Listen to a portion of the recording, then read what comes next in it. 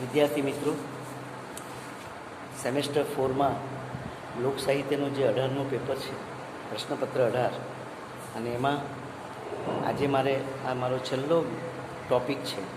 એકમ નંબર 3માં જે બધા મુદ્દાઓ હતા એમાંનો આ છેલ્લો મુદ્દો, અને તેનું નામ છે લોકકથાની કથન શૈલી. એટલે એ મુદ્દો મારો અંતિમ મુદ્દો છે.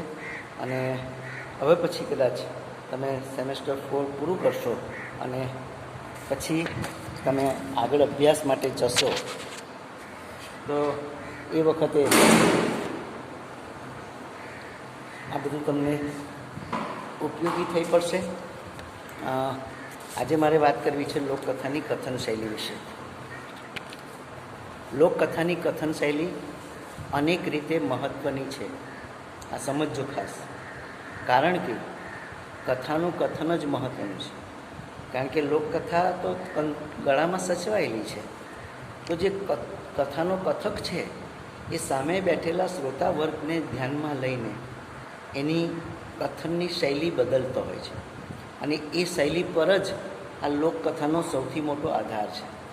એટલે મેં કહ્યું કે કથાનું કથન જ મહત્ત્વનું છે. આ કથન લોકવાર્તાને જીવંત રાખવામાં મહત્ત્વનો ભાગ ભજવે છે. તેની પ્રક્રિયા સમજવા જેવી છે. કથ અને કહેણી, આ લોકકથા આપોઆપ, આ બે શબ્દો છે, એક છે કથ અને બીજું કહેણી. માં આ લોકકથા આપોઆપ સિદ્ધ થાય છે. એક છે કથ અને બીજી છે કહેણી. કથ એટલે કથાનો કહેનાર, અને કહેણી એટલે એ જે કથાનો કહેનાર છે એ કઈ રીતે, કઈ શૈલીમાં પોતાની કથા રજૂ કરે છે તે. એટલે કથ અને કહેણીમાં આ લોકકથા આપોઆપ સિદ્ધ થાય છે. લોકકથા એ લોક સમૂહ સમક્ષ માંડવામાં આવતી કથા છે. સામે બેઠેલો લોક સમૂહ છે, એ જે લોક સમૂહ છે એ લોક સમૂહ સમક્ષ એક કથા માંડવામાં આવે છે. આ લોકકથાને સાંભળવા માટે વિવિધ પ્રકારના શ્રોતાગણ હોય છે. સામે બેઠેલા વર્ગમાં ભણેલો પણ હોય, અભણ પણ હોય, યુવાન પણ હોય, વૃદ્ધ પણ હોય, પુરુષ પણ હોય, સ્ત્રી પણ હોય, કોઈ કામ કરીને બિચારો થાકીને આવેલો હોય. એટલે અલગ અલગ પ્રકારના લોકો ત્યાં હોય છે. વિવિધ પ્રકારનો શ્રોતાગણ હોય છે. આ શ્રોતાવૃંદને, આ જે શ્રોતાઓ છે તેને પહેલેથી છેલ્લે સુધી, એટલે કે આદિથી અંત સુધી જકડી રાખે એ રીતે કથા કહેતા આવડવું જોઈએ. કથા એ રીતના કહેતા આવડવું જોઈએ કે આરંભથી અંત સુધી તમને જકડી રાખે. આમ કથામાં કથન કલાનું મહત્ત્વ અનેક રીતે છે. આ કથાકથન વિશે 2-3 વિદ્વાનોએ આ કથન શૈલી વિશે વાત કરી છે.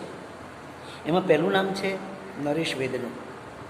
આ કથાના કથન વિશે ડૉક્ટર નરેશ વેદ નોંધે છે કે માનવ સભ્યતાના ઉદયકાળથી, જ્યારથી માનવ સભ્યતા વિકાસ પામી, એટલે કે માનવ અસ્તિત્વમાં આવ્યો, માનવ સભ્યતાના ઉદયકાળથી માનવ સહજપણે કથા કથન કરતો આવ્યો છે. આપણે પણ આવું કંઈક નાની સરખી કંઈક ઘટના તમે જોઈ હોય, એ ઘટનાનું કથન તમે કરતા હો છો તમારી બહેનપણી સાથે, તમારા મિત્ર સાથે, તો એ પણ એક પ્રકારનું કથાકથન જ છે. બસમાં કંઈક એવી ઘટના બની હોય કે તમે જ્યારે, અથવા તો તમે એક્ટિવા પર આવી રહ્યા છો ને ત્યાં કંઈક રસ્તામાં એવી ઘટના બની છે, એ ઘટના તમે તમારી બહેનપણીને કે તમે મિત્રને કહો છો, એ એક પ્રકારનું કથાકથન જ છે. અને તમે કઈ શૈલીમાં એ વાત કરો છો એ બહુ મહત્ત્વનું છે. એમાં કથાકથનની એટલી બધી તરાહો છે કે એના વિશે વર્ષો સુધી સંશોધન, અધ્યયન કરવું પડે. આ કથાકથનની તો ઘણી બધી તરાહો છે, ઘણી બધી પદ્ધતિઓ છે, અને જો એ પદ્ધતિ વિશે સંશોધન કરીએ તો એના વિશે સંશોધન કરવા જેવું છે. અને એ સંશોધન કરીએ તો ઘણા વર્ષો નીકળી જાય, એનું અધ્યયન કરવું પડે. માનો કે તમે એક અકસ્માત, આવતી વખતે એક અકસ્માત જોયો અને તમે તમારી બહેનપણી આગળ વાત કરી રહ્યા છો. તમે એક કામ કરશો કે કોઈ ઝાડના નીચે જે બાકડો છે એ બાકડા પર બેસીને તમે પહેલાં તો નિરાંતે બેસીને તમે તમારી શૈલીમાં રજૂઆત કરશો. તો મેં કહ્યું તે પ્રમાણે આવી કથાઓ જે છે એના અલગ અલગ પદ્ધતિ હોય છે, એની અલગ અલગ તરાહો હોય છે, અને એ તરાહોમાં આપણે પેલી કથાની વાત કરતા હોઈએ છીએ. આવી કથાઓ કંઠસ્થ અને ગ્રંથસ્થ બને કથાઓ જે કથાઓ છે એ કંઠસ્થ પણ બને અને ગ્રંથસ્થ બંને પરંપરાઓની છે. એટલે કંઠસ્થ જે પરંપરા છે તેમાં પણ આ બધી લોકકથાઓ છે, અને મેં કહ્યું ગ્રંથસ્થ પરંપરાઓ છે. મેઘાણીએ બધી કથાઓ ગ્રંથસ્થ કરી છે, તો જે ગ્રંથસ્થ પરંપરાઓ છે એ પણ બંને આ પરંપરાઓમાં આવે છે. હજી આજે પણ દેશના અંતરિયાળ ભાગોમાં પ્રયોજન રૂપે કંઠસ્થ પરંપરા જીવન છે. અંતરિયાળ ગામોમાં જાઓ તમે, આજે જેમ મેં કહ્યું કે ઠેઠ આપણે માઉન્ટ આબુથી માંડીને ઠેઠ ડાંગ સુધીમાં જે પહાડી વિસ્તારો છે અને એ જંગલો જે છે, એ જંગલોમાં જે લોકો રહે છે, એ અંતરિયાળ જે ભાગો છે એમાં આજે પણ આ કંઠસ્થ પરંપરા જીવન છે. કારણ કે એ લોકોને લખતા આવડતું નહીં હોય, લખી નથી શકતા, એમની પાસે આવી ટેકનોલોજી નથી કે જેથી કોઈ લોકકથા કહી રહ્યો છે જેને આપણે સ્ટોર કરીએ. એટલે પરંપરાથી આ બધી વસ્તુઓ સચવાઈ રહેલી છે. લોકકથાની કથન શૈલી પરંપરાગત છે. આ ખાસ યાદ રાખજો કે લોકકથાની જે કથન શૈલી છે પરંપરાગત, એટલે વર્ષોથી ચાલી આવેલી આ પ્રક્રિયા છે. અર્થાત એ હજારો વર્ષોથી કંઠ કે કહેણીથી જીવંત રહે છે. અને 1-2 વર્ષ નથી, 50-100 વર્ષની વાત નથી, હજારો વર્ષોથી આ કથા ચાલી આવે છે. પહેલાં ધારો કે 900 વર્ષ પહેલાં જે માણસે આ કથા કરી હશે, તો એના પછી જે લોકો એ કથાઓને કહેતા ગયા એ બધી કંઠમાં સચવાયેલી છે. એટલે એ વર્ષોના વર્ષોથી એ જીવંત રહે છે. તેમાં પરંપરાનું સત્ય, આ મુદ્દો બહુ મહત્ત્વનો છે, તેમાં પરંપરાનું સત્ય અને સમાજ દર્શન પડેલું છે. જ્યારે કોઈ એક લોકકથાનો કથક શ્રોતાઓની સામે લોકકથાની રજૂઆત કરે છે ત્યારે એ રજૂઆતમાં, લોકકથામાં એક તો પહેલું પરંપરાનું સત્ય હોય છે. એટલે કે ચૂલો હોય, છાણ હોય, વાસીદું હોય, બીડી પીતો હોય, આ બધી પરંપરાઓ છે. એ પરંપરાઓથી ચાલી આવી છે. ત્યાં તમે ગેસના બાટલાની વાત કરો તો ન ચાલે, ત્યાં તમે ટીવીની વાત કરો તો ન ચાલે. જે પરંપરાનું જે સત્ય છે ને એ ત્યાં રજૂ થતું હોય છે, અને એ સત્ય દ્વારા સમાજનું આપણને દર્શન થાય છે કે એ જમાનામાં એ વખતનો સમાજ કેવો હશે. એટલે લોકકથા જ્યારે રજૂ કરવામાં આવે છે ત્યારે પહેલી વાત છે, 2 મુદ્દા બહુ મહત્ત્વના છે. એક કે લોકકથામાં પરંપરાનું સત્ય પડેલું હોય છે અને સમાજ દર્શન પણ પડેલું હોય છે. સમાજ દર્શન, લોકજીવન, કુટુંબ જીવન, વર્ણન રીતિ, અલંકાર, પાત્રાલેખન વગેરે જેવા ઘટક અંગો આ લોકકથામાં જોવા મળે છે. આ લોકકથાના ઘટક અંગો છે. તમારે લોકકથાને ઊંડાણથી તપાસવી તો પહેલી વાત એ છે કે એમાં જે સમાજ દર્શન છે તે જોવું પડે, એમાં જે લોકજીવન છે તે તપાસવું પડે, એમાં જે કુટુંબ જીવન છે તે તપાસવું પડે, એની જે વર્ણન રીતિ છે તે તપાસવી પડે, એમાં પ્રયોજાયેલા અલંકારો છે એ જોવા પડે, પાત્રાલેખન, આ બધા ઘટક અંગો તપાસો તો તમે લોકકથાના ઊંડા ઉતરી શકો, એના વિશે જાણી શકો. લોકકથાના પ્રવાહમાં શ્રોતાઓને મંત્રમુગ્ધ કરવાનું જો કોઈ માધ્યમ હોય, લોકકથાના પ્રવાહમાં આ જે પ્રવાહ ચાલી રહ્યો છે, ઘણા બધા લોકો લોકકથાઓ કરી રહ્યા છે. આ રોશન ચૌધરી જેની પાસેથી આ બધી લોકકથાઓ કંઠસ્થ પરંપરામાં હતી એ સાંભળી, એની પાસે ટેકનોલોજીનો ઉપયોગ કરવાનું એને આવડતું હતું, એટલે એણે બધી કંઠસ્થ પરંપરાઓ, લોકકથાઓ બધી સ્ટોર કરી અને પછી એને લિખિત સ્વરૂપ આપ્યું. તો લોકકથાના પ્રવાહમાં શ્રોતાઓને મંત્રમુગ્ધ કરવાનું જો કોઈ માધ્યમ હોય તો તે તેની કંઠ અને કહેણીનું મિશ્રણ છે. તમારે સામે બેઠેલા વર્ગને, હવે મેં તમને કહ્યું કે એમાં તો અલગ અલગ પ્રકારના માણસો છે. હું ધારો કે સેમેસ્ટર 4માં ભણાવું તો સેમેસ્ટર 4માં જે વિદ્યાર્થી આવ્યા છે એ સેમેસ્ટર 1, 2, 3 પાસ કરીને આવ્યા છે. એટલે એક પ્રકારની કેટેગરીના વિદ્યાર્થીઓ મારી પાસે છે. એટલે એમાં એને જકડી રાખવા માટે મારી શૈલીનો ઉપયોગ કરવાનો છે. પણ અહીંયા તો અલગ અલગ પ્રકારના લોકો બેઠા હોય, એ બધા લોકોને મંત્રમુગ્ધ કરવાના હોય, એ બધા લોકોને એમાં રસ પડે એવું કરવાનું હોય, તો એના માટે સૌથી સારું માધ્યમ છે એ છે આ ગળું અને કહેણી, એ બંનેનું મિશ્રણ. તમે જોજો ઘણા બધા આપણા લોકકથાના કથકો જે છે એ વચ્ચે દુહાઓ લલકારે, વચ્ચે કેટલીક વાર એવો રાક્ષસનો અવાજ આવતો તો રાક્ષસ અવાજ કરે, કોઈ પક્ષીનો અવાજ તો પક્ષીનો અવાજ. એટલે કથ એટલે મેં તમને કહ્યું આ કંઠ અને કહેણી એ બંનેનું મિશ્રણ એ શ્રોતાઓને મંત્રમુગ્ધ કરી શકે છે. આજે પણ ધારો કે મોરારી બાપુ કથા કરતા હોય તો મોરારી બાપુના કંઠમાં એક પ્રકારનો જાદુ છે. એ ધારે તો તમને રડાવી શકે છે અને ધારે તો તમને હસાવી શકે છે. એની કહેણી એ પ્રકારની છે. તો કંઠ અને કહેણીનું મિશ્રણ એ આ લોકકથાના પ્રવાહમાં હોય છે. લોકકથાની કથન કલામાં મોટિફનો વિનિયોગ ચમત્કૃતિ લાવી શકે છે.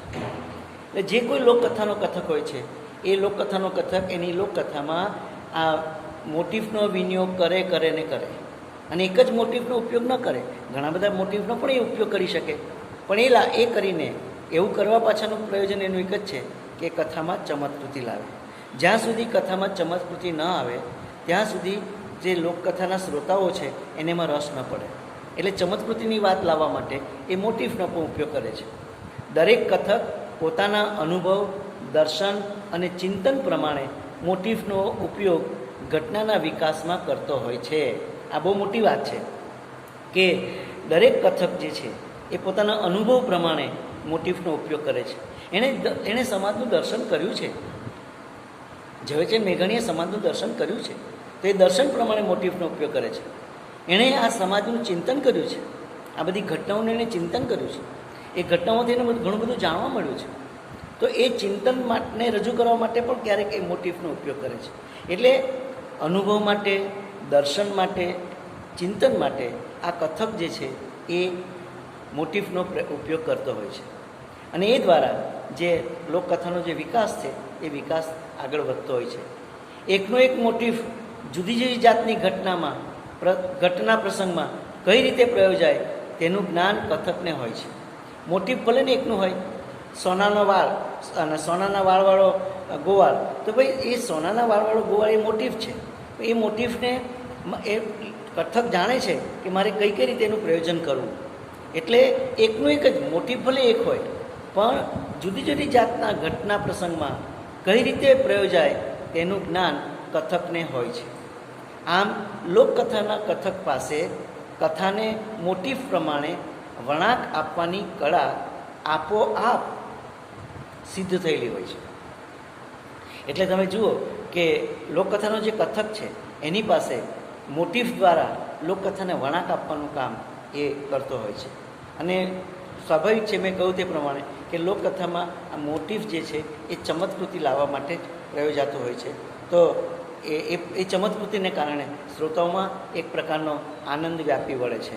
પણ મેં કહ્યું તે પ્રમાણે કે લોકકથાના કથક પાસે કથાને મોટિફ પ્રમાણે વળાંક આપવાની કળા આપોઆપ સિદ્ધ થઈ ગયેલી હોય છે. એની પાસે આ કળા છે કે મારે કથાને વળાંક આપવો છે તો હું કયું મોટિફ વાપરીશ, આ એની પાસે કળા છે. જેમ નરેશ વેદે લોકકથાની કથન શૈલી વિશે વાત કરી, તો હવે આવે છે જયમલ પરમાર. આ જયમલ પરમાર કથન કલા અંગે જણાવે છે કે કથાકથન એ અતિ કઠિન કલા છે. આ બરાબર સાંભળજો. જયમલ પરમાર તો એમ કહે છે કે આ જે કથાકથન છે ને એ કથાકથન અથવા કથન કલા, એ કથાકથન એ અતિ કઠિન કલા છે. એ એમને સિદ્ધ થતી નથી. કથન કલા જે છે અથવા કથાકથન જે છે એ કંઈ એમને સિદ્ધ થતી નથી. એના માટે શું થાય છે સાંભળજો. નિરીક્ષણ, પરીક્ષણ, કથનનો નાટ્યાત્મક વૈભવ, સમૃદ્ધ અને તેજસ્વી સ્મૃતિ તેમજ ધાર્યા રસ ભાવ ઉત્પન્ન કરી શ્રોતાઓને રસ તરબોળ કરવાની એમાં વાત હોય છે. કથક પાસે તમે જુઓ કે આ કેમ અતિ કઠિન છે કે જે કથાનો કથક છે એની પાસે નિરીક્ષણ શક્તિ છે, એની પાસે પરીક્ષણ શક્તિ છે, એની પાસે કથનનો નાટ્યાત્મક વૈભવ દર્શાવવાની શક્તિ છે, એની પાસે સમૃદ્ધ અને તેજસ્વી સ્મૃતિ છે, એની પાસે ધાર્યો રસભાવ ઉત્પન્ન કરી શ્રોતાઓને રસ તરબોળ કરવાની એની પાસે પદ્ધતિ છે. આ બધું હોય તો જ આ કથાકથન સિદ્ધ બને. એટલે મેં જયમલ પરમાર એટલા માટે કહે છે કે કથાકથન એ અતિ કઠિન કલા છે. કારણ કે કેટલા વર્ષોના નિરીક્ષણ પછી, કેટલા વર્ષોના પરીક્ષણ પછી એની પાસે કથાનો નાટ્યાત્મક વૈભવ હોય, સમૃદ્ધ અને તેજસ્વીની એની પોતાની સ્મૃતિ હોય, તેમજ ધાર્યા રસભાવ, કેટલા બધા પ્રકાર 9 પ્રકારના રસ છે. તો એ રસભાવ ઉત્પન્ન કરવાની એનામાં શક્તિ હોય તો એ શ્રોતાને રસ તરબોળ કરી શકે, નહીં તો નહીં કરી શકે. અને આ બધી શક્તિ હોય એ બધા પાસે હોવી એટલા માટે કહ્યું કે આ કથાકથનની જે શૈલી છે, રીત છે, એ અતિ કઠિન છે. એટલે જ્યારે શ્રોતાઓને રસ તરબોળ કરી નાખશે તો એ શ્રોતાઓનો આત્મવિશ્વાસ આ તત્વોમાંથી જોઈતા પ્રમાણમાં સિદ્ધ થાય તેવી વાર્તાની કથા બંધાય છે. આ બહુ મોટી વાત. મેં જે પેલી વાત કરી કે એક જ પહેલો મુદ્દો એ કહ્યો, જયમલ પરમારજી કહે છે કે કથાકથન એ અતિ કઠિન કલા છે.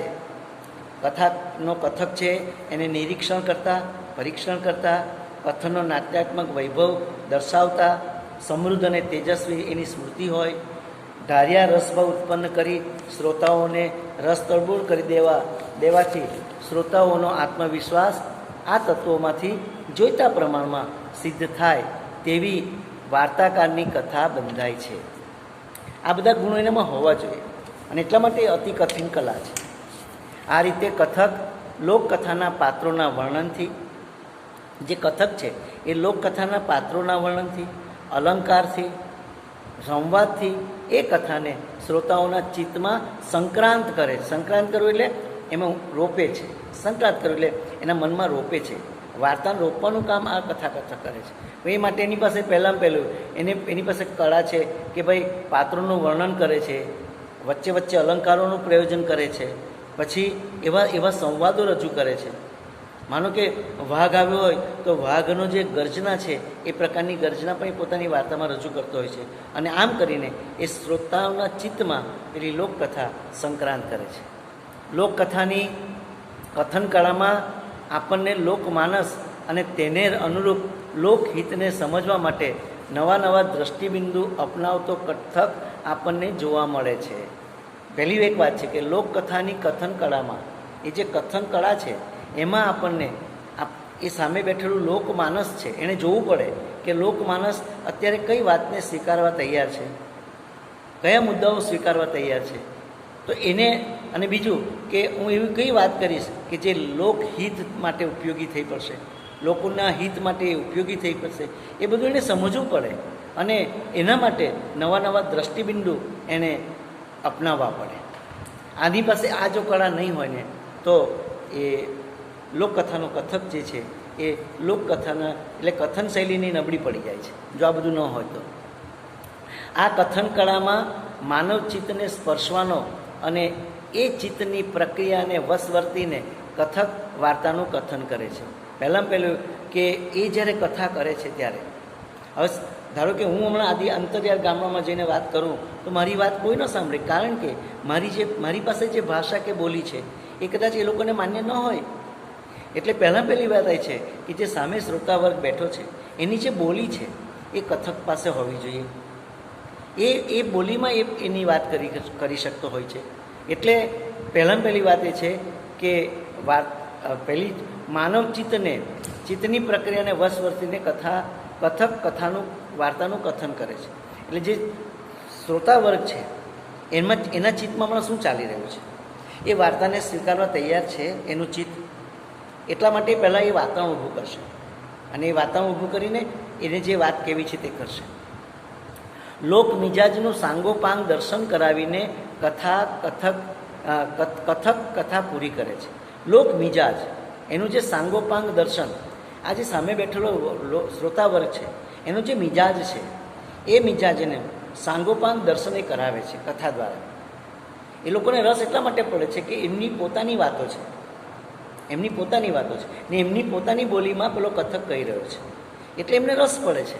પણ મેં તમને કહ્યું તે પ્રમાણે કે લોક મિજાજ જાણવો પડે. લોક મિજાજ એટલે સામે બેઠેલા લોકોનું મગજમાં હમણાં શું ચાલી રહ્યું છે, એ લોકો આ વાર્તા સ્વીકારવા તૈયાર છે, વાર્તાનું જે કથનનું કરી રહ્યો છું તો એને સાંભળવા તૈયાર છે. તો લોક મિજાજનું સાંગોપાંગ દર્શન કરાવીને કથા પૂરી કરે છે. લોકોનો મિજાજ પારખીને જે વાત એના અભ્યાસ, સાંભળજો, મૂળ વાત છે કે લોકોનો મિજાજ પારખવો પડે કે અત્યારે કઈ વાત સ્વીકારવા તૈયાર છે. તો લોકોનો મિજાજ પારખીને જે વાત એના અભ્યાસમાં આવી હોય એની રહેણીકરણીમાં આવી હોય, એના ઉછેરમાં આવી હોય, એના સંસ્કારમાં આવી હોય અને એને સભ્યતામાં આવી હોય, એની નીતિ અનીતિની માન્યતાઓ, આ બધાનો ખ્યાલ કથક રાખે છે. હવે તમે જુઓ કે કથા, એટલે મેં કહ્યું કે કથન કલાની જે રીતિ છે એ જે જયમલ પરમારે કહ્યું કે કઠિન છે, આ કઠિન કલા છે. કેમ? તો કે પહેલી વાત એ છે કે પહેલાં લોકોનો મિજાજ પારખવો પડે. બીજું કે એ વાત એના અભ્યાસમાં આવેલી હોવી જોઈએ. કોના અભ્યાસમાં? શ્રોતાઓના અભ્યાસમાં. શ્રોતાઓ એ બધું જાણતા હોવા જોઈએ. હવે હું ધારો કે મધપુરાની વાત કરું તો એ મધપુરો તો શ્રોતાઓને ખબર છે, એટલે એવા શબ્દોને, એવી બધી ઘટનાઓ મૂકવી પડે કે જે શ્રોતાઓને ખબર છે, એટલે એના અભ્યાસમાં હોય એવી વાત. બીજું, લોકકથાનો કથક જાણે છે કે આ જે શ્રોતાઓ જે છે એની રહેણીકરણીની વાત પણ મારે કરવી જોઈએ. હવે તમે લંગોટી પહેરેલો, બરાબર છે, પેન્ટ, એ બિચારો ક્યાંથી પેન્ટ પહેરવાનો, એ ક્યાંથી બુશર્ટ પહેરવાનો, એ ક્યાંથી સૂટ પહેરવાનો? તો તમે જ્યારે વાત કરો છો ત્યારે એની રહેણીકરણીને પણ ધ્યાનમાં રાખીને લોકકથાનો કથક કથાની રજૂઆત કરતો હોય છે. એમનો ઉછેર, આ જે શ્રોતાઓ વર્ગ છે એ શ્રોતા વર્ગનો ઉછેર કઈ રીતે થયો છે, એના સંસ્કાર કયા છે, એની સભ્યતા કઈ છે, એને એ જે શ્રોતા વર્ગ છે એની નીતિ અનીતિના અંગેના ખ્યાલો કેવા છે, એ બધું ધ્યાનમાં લઈને લોકકથાના કથકે કથા કહેવી પડે છે. આ બધાનો જો ખ્યાલ રાખે ને તો જ લોકકથાનો કથક એની આ પ્રક્રિયામાં સફળ નીવડે. જો એની પાસે આમાંથી એકાદ બે ઓજારો, જો ઉણપ, એ ઓજારોની જો ઉણપ હોય ને તો એ લોકકથાના કથકને એની જે કથા છે એને લોકકથાની કથાને એ ન્યાય નહીં આપી શકે. કોઈનો જીવ ન દુભાય. તમે જ્યારે લોકકથાનું કથન કહી રહ્યા છો ત્યારે સામે બેઠેલો જે શ્રોતાવર્ગ છે એનો જીવ ન દુભાવવો જોઈએ. કોઈમાં લઘુતાનો ભાવ ન જાગે. તમે કથા કરો ત્યારે કોઈકમાં લઘુતાનો ભાવ ન જાગવો જોઈએ. કેટલી બધી કાળજી રાખવાની હોય છે, કેટલી કાળજી રાખવાની છે. કોઈનો જીવ ન દુભાય, કોઈમાં લઘુતાનો ભાવ ન જાગે, તેની તકેદારી પણ કથક રાખતો હોય છે. આ ધ્યાન રાખજો ખાસ કે કથક જે છે એણે કેટલી બધી કાળજી રાખવાની છે કે સામે બેઠેલો તો અલગ અલગ પ્રકારના માણસો છે, એમાંથી કોઈનો પણ જીવ ન દુભાવવો જોઈએ. બીજું, એને લઘુતાનો ભાવ ન થવો જોઈએ, તેની પણ તકેદારી આ કથક રાખતો હોય છે. એ રીતે કથક કથન કળામાં વાર્તાના, એટલે કે કથાના પાત્રોની સાથે, વર્ણનની સાથે તેના લોક મિજાજનું પ્રતિબિંબ પાડતો હોય છે. એટલે એ લોકોને, મેં કહ્યું કે એ લોકોનો જીવ ન દુભાય એટલા માટે પહેલાં એ પાત્રોની સાથે, વર્ણનની સાથે તેના લોક મિજાજનું પ્રતિબિંબ પણ પાડતો હોય છે. આ રીતે વાર્તાનું કથન એ કઠિન કલા છે. એટલા માટે આ કઠિન કલા છે. કેટલી બધી કાળજી રાખવાની હોય છે. એ લોક મિજાજને પારખવો પડે. અને લોકકથાની કથન કલા પરિપક્વતા માંગી લે છે. હું ધારો કે રોશન ચૌધરી અને ઝવેરચંદ મેઘાણીની જો વાત કરું તો મારે કહેવું પડે કે ભાઈ રોશન ચૌધરી એટલા પરિપક્વતા નથી, એનામાં એટલી પરિપક્વતા નથી, પણ એમણે તો એક કામ એ કર્યું છે કે આ બધી લોકકથાને શબ્દનું રૂપ આપ્યું છે. લોકકથાનો કથક તો બીજો છે, પણ છતાં પણ મેં કહ્યું તે પ્રમાણે કે તમારી પાસે એક પરિપક્વતા હોવી જોઈએ. લોકકથાનો કથક એ પરિપક્વ હોય છે. પરિપક્વ એટલે ઘડાયેલો હોય છે કે મારે જે કંઈ ઘટનાઓ મારે રજૂ કરવી છે, મારા ગળામાં જે બધી વાત સચવાયેલી છે એ મારે રજૂ કરવી છે, તો હું એ લોક મિજાજને જાણીને હું કઈ રીતે રજૂ કરી શકું. એ પરિપક્વતા જો નહીં હોય ને તો એ લોકકથાને નુકસાન કરી દેશે. આ પરિપક્વતા અનેક રીતે ઉપયોગી છે. સારી કથન કલાને પરિણામે શ્રોતાઓની રસ રુચિનો વિકાસ થાય છે. જો તમારી પાસે કથન કળા, સારી જો કથન કળા હશે ને તો તમે શ્રોતાઓમાં રસ અને રુચિ ઉત્પન્ન કરી શકશો. બને છે એવું કે પછી ધારો કે તમે બીજા ગામે તમે કથા કરવા માટે ગયા, તમારી પાસે ગળામાં સચવાયેલી કથા તમે બીજા ગામમાં રજૂ કરો છો, તો જે ગામમાં પહેલાં રજૂ કરેલી એ ગામના લોકો પેલા ગામના લોકોને કહેશે કે આમની જે કથન કલા છે, કથાને રજૂ કરવાની જે શૈલી છે એ બહુ અદ્ભુત છે. એટલે ત્યાં પણ લોકો એકત્ર થશે. પણ જો તમારી પાસે એ શ્રોતાઓને મંત્રમુગ્ધ કરવાની, એનામાં રસ અને રુચિ જગાડવાની જો તાકાત નહીં હશે તો તમારી જે કથા છે એ સાંભળવા માટે એટલો મોટો વર્ગ ઊભો નહીં થશે. કથાની કથન કળાને કારણે શ્રોતા મંત્રમુગ્ધ બનીને આખી કથા સાંભળી રહે છે. મંત્રમુગ્ધ, બસ એને બીજું કોઈ વિચાર નથી આવતો. તમે તમારી, મેં કહ્યું ને, તમારી શૈલી એવી હોય કે તમારું બીજે કોઈ જગ્યાએ ધ્યાન જ ન જાય. તમારું ધ્યાન, શ્રોતાનું ધ્યાન માત્ર પેલા કથામાં જ જાય. આ વાત અમારે પણ અધ્યાપક તરીકે અમારે પણ યાદ રાખવાની છે કે અમે જ્યારે અધ્યયન કાર્ય કરતા હોઈએ ત્યારે તમારું ધ્યાન બીજે ન જાય. અમારે એવી શૈલી વાપરવાની છે, અમારે એવી શૈલીનું પ્રયોજન કરવાનું છે કે વિદ્યાર્થીનું ધ્યાન બીજે ન જાય. જે વિષય હમણાં શીખવી રહ્યો છું એમાં જ તમારું ધ્યાન જાય. એ રીતની મારી કથન શૈલી હોવી જોઈએ. તે પ્રમાણે લોકકથાના કથકની પણ આ જ વાત છે કે એને એક પ્રકારે મેં કહ્યું ને કે મંત્રમુગ્ધ કરી નાખે, એને બીજે કોઈ જગ્યાએ ધ્યાન જ ન જાય, એનું આખું ધ્યાન વાર્તામાં જ જાય. એટલે મંત્રમુગ્ધ કરીને આખી કથા સાંભળી રહે તો માનવાનું કે કથન કળાની જે શૈલી છે એ યોગ્ય છે. જે કથકમાં કથામાં રમણીયતાનો ભાવ ઉત્પન્ન કરવાની ક્ષમતા છે. રમણીયતા, મારે ધારો કે કોઈક વૃદ્ધ માની કથા કરવી છે તો હું તે પહેલાં હું વૃદ્ધોમાં જે તકલીફો છે, વૃદ્ધોની જે સમસ્યાઓ છે એની વાત કરતો જાઉં. પછી હું મેં કહ્યું તે પ્રમાણે એ વૃદ્ધની મા જે છે, વૃદ્ધ મા છે, એના શરીરની જે ચામડી છે, એના હાથની ચામડી છે, એનો સ્પર્શ એ લોકોને કરાવું. એટલે કથા દ્વારા, કથન દ્વારા એ કરાવું. એના વાળ વિશે વાત કરું, એનાથી ચાલી નથી શકાતું એના વિશે વાત કરું, એની આંખો ઊંડી ઉતરી ગઈ છે એના વિશે વાત કરું. તો શું થશે? તો એ પ્રમાણે આ દ્રષ્ટિએ એમાં રમણીયતાનો ભાવ લાવવો પડે. અને આ રમણીયતાનો ભાવ આવી રીતના લાવી શકાય. અને આ બધું ક્યારે હોઈ શકે? તમે પોતે પરિપક્વ હો, તો તમે આ બધામાંથી પસાર થયા હોય તો તમે આ બધી વાત રજૂ કરી શકો. એટલે પરિપક્વતા પણ બહુ મહત્ત્વની વાત છે. મારે કોઈ પક્ષી વિશે વાત કરવી છે પણ એ પક્ષીનો મેં મારી જિંદગીમાં અહેસાસ જ નથી કર્યો તો હું કેવી રીતના એની રજૂઆત કરું અને એમાં કેવી રીતના રમણીયતાનો ભાવ લાવી શકું? એટલે અને એ રમણીયતાનો ભાવ લાવવા માટે એની પરિપક્વતા જરૂર છે. એટલે જે કથામાં રમણીયતાનો ભાવ ઉત્પન્ન કરવાની ક્ષમતા છે એ જ સાચો કથક છે. આવા વિદ્વાન કથન કળાના જાણકારો બહુશ્રુત અને કોઠાસૂઝ ધરાવતા હોય છે. બહુશ્રુત હોય છે અને કોઠાસૂઝ ધરાવે છે. એમને કહ્યું ને કે લોકકથાની કથન કળાનું એને એક પ્રકારની આવડત હોય છે, કોઠાસૂઝ હોય છે. આ કોઠાસૂઝ શબ્દ પાછો મુશ્કેલી ઊભી કરે. દાખલા તરીકે ઘણા ડૉક્ટરો, કેટલા બધા ડૉક્ટરો છે, પણ કોઈક એક ડૉક્ટરમાં પ્રસૂતિ કરાવવાની એક કોઠાસૂઝ હોય છે. એ એમ જ કરશે કે ના, આપણે સિઝર નથી કરાવવું, આપણે એને વાતોમાં નાખીને એને ભલે થોડીક વેદના થાય તો કંઈ વાંધો નહીં, એનામાં આવી કોઠાસૂઝ છે કે જે ગર્ભવતી સ્ત્રી છે એને હું એની સાથે વાર્તાલાપ કરું, એના જીવન વિશે જાણું અને જીવન વિશે જાણતા ધીમા રહીને હું બાળકની પ્રસૂતિ થાય એ માટે પ્રયત્ન કરું.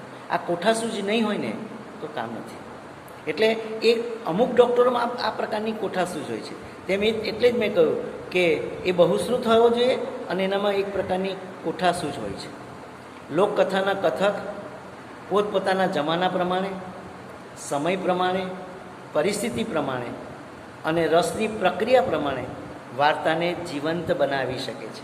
તો જો વાર્તાને જીવંત બનાવી હોય, લોકકથાને જીવંત બનાવી હોય તો પહેલાં પહેલું એ છે કે પોતપોતાના જમાના પ્રમાણેને વાત કરવાની છે. એની કથામાં એ જમાનો આવવો જોઈએ. એ સામે જે શ્રોતા વર્ગ બેઠો છે એનો કોઈ જમાનો છે, એ જમાનાને ધ્યાનમાં લઈને વાત કરવાની છે. બીજું, એના સમય પ્રમાણે વાત કરવાની છે. હવે સામે બેઠેલો જે વર્ગ છે, યુવા વર્ગ છે, એમને તો પુરાણની બધી વાતો કે એના આગળની બધી ભૂતકાળની વાતો એમણે જાણી ન હોય, કેટલા શબ્દો એમને અપરિચિત હોય અને એમની આગળ હું રજૂઆત કરું તો મુશ્કેલી ઊભી થાય. એટલે પહેલાં જમાના પ્રમાણે, સમય પ્રમાણે, પરિસ્થિતિ પ્રમાણે જોવું જોઈએ કે અત્યારે જે બધો શ્રોતા વર્ગ છે એની પરિસ્થિતિ કેવી છે. એ અત્યારે સાંજે 6 વાગ્યા સુધી એણે ખેતરમાં કામ કર્યું છે, ઘરે આવીને સ્નાન કર્યું છે, સ્નાન કરીને ખાધું છે અને ખાધા પછી એ કથા સાંભળવા માટે આવ્યો છે. એ કેવી પરિસ્થિતિમાંથી આવ્યો છે એ બધું જાણવું પડે.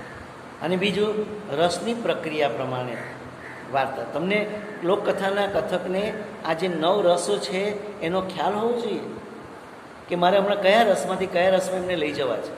માનો કે શ્રોતાલોક વર્ગ જે છે એ અત્યારે થોડુંક એમને ઉદાસી જેવું લાગે છે, તો મારે એવો હાસ્યરસ પ્રયોજવો જોઈએ કે જે તેમને રસ પડે. એટલે રસની પ્રક્રિયા પ્રમાણે એ વાર્તાને જીવંત બનાવી શકે છે. આટલી વાત મારે તમને ખાસ કહેવી હતી કે લોકકથાની જે કથન શૈલી છે એમાં આ મુદ્દો બહુ જ મહત્ત્વનો છે.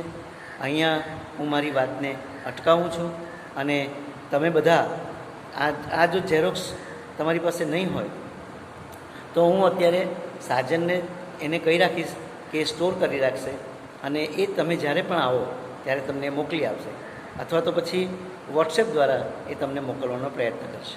હું આશા તો એવી રાખું કે આપણે ફરી પાછા મળીએ જીવંત.